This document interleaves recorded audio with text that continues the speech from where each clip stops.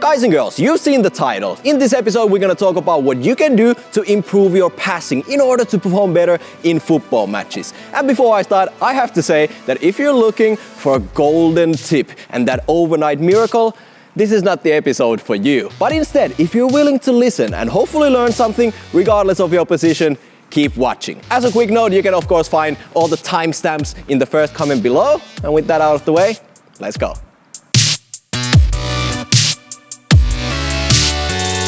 Step number 1, the mindset of repetition. You watching this episode tells me you're not happy with your passing game, and instead of complaining and coming up with excuses, you need to get into the mindset of practicing and repetition. I've said this many times, and I will keep repeating myself until all the young players watching these videos gets it. The only way to learn different shooting techniques, including passing, is by repeating that kicking movement thousands of times. So yes, less YouTube videos and instead head out and practice every single day.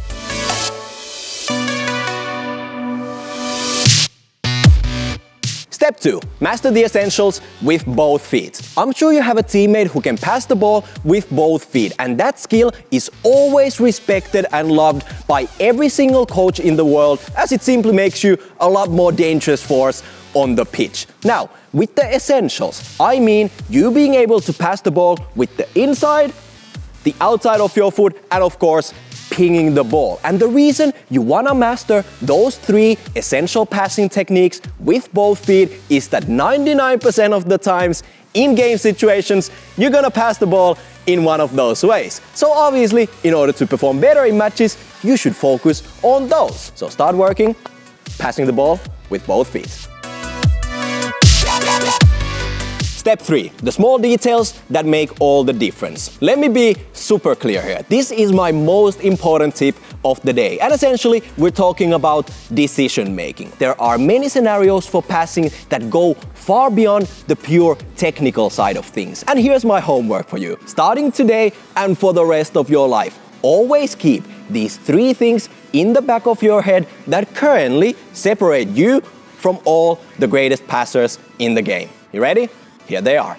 Number 1, should you pass the ball directly towards your teammate or push the ball slightly ahead of him to not only move him, the ball, but also the game forward? Obviously, the wrong decision here could ruin the chance for a quick counterattack and in general, slow the game down, which is something we don't want to happen. So next time your teammate is not making a run to empty space, perhaps don't kick the ball 10 meters ahead of him. There are countless examples here, but I'm sure you already get my point.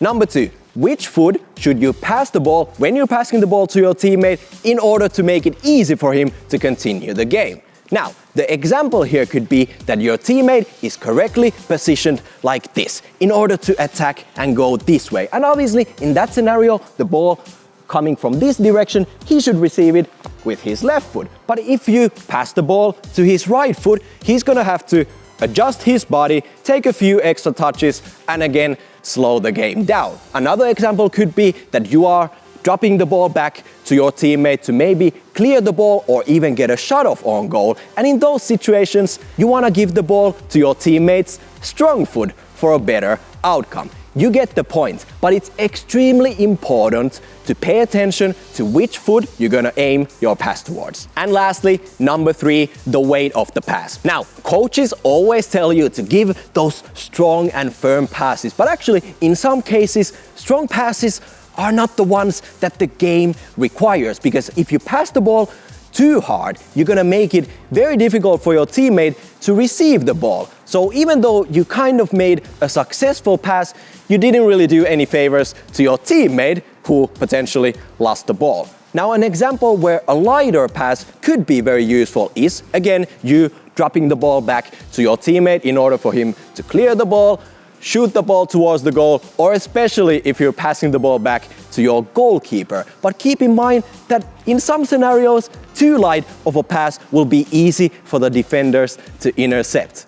This is the tricky thing when it comes to decision making, because you always have to find the right moment for the right time in the game to pass the ball in a certain way. But the weight of the pass makes such a huge difference. While all of this might sound like a lot, besides all the technical side of things, the execution of these 3 things is the difference in you being either a great or just an average passer. And you can start slowly. And in fact, just you knowing these things gives you the edge over some other people out there. And the last thing I'm gonna leave you with is for you to cut the BS and stop with the excuses. Yes, you might not have a beautiful and nice pitch like I do, and maybe you don't have 5 friends who can help you out with your training sessions. But you wanna hear the hard reality? Nobody cares about your excuses. And some guy out there who has it even worse than you do is working harder than you. So think about that one. Now, today, I'm actually not gonna ask you to check out the playlist right down here to learn even more skills, because I want you to go out and practice. But actually, you can spend 2 seconds and subscribe to our channel before you do that, because once you come back from practicing, you can check out even more videos. That's it for today. I'm out.